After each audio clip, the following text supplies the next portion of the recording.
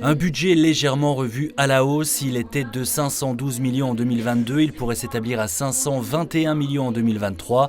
Les élus du conseil départemental se penchaient ce vendredi après-midi sur la trajectoire à suivre pour le prochain exercice, en tenant compte des impondérables du moment, comme la hausse du coût de l'énergie par exemple, avec une augmentation de 600 000 € sur les dépenses de fonctionnement de la collectivité, qui doit par ailleurs également assumer la décision du gouvernement de revaloriser le point d'indice des fonctionnaires.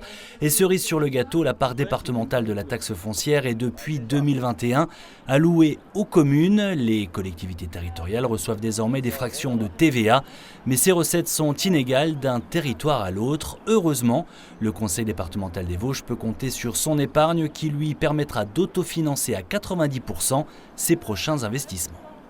Nous allons voter un budget qui s'appuie déjà sur notre bonne capacité financière, car nous avons eu bien raison en son temps d'engager les réformes que nous avons engagées en 2015 et que nous avons aussi remises constamment au goût du jour. On va un tout petit peu réduire notre épargne, mais c'est pas grave, on avait une très bonne capacité, donc c'est pas un sujet. Donc c'est un budget solide, mais un budget qui exige de notre part une prudence et un sérieux. Avec plus de 92 millions d'investissements nouveaux, le budget départemental reste offensif et les incertitudes économiques du moment ne semblent pas, pour l'instant, remettre en question la feuille de route du plan Vosges 2027.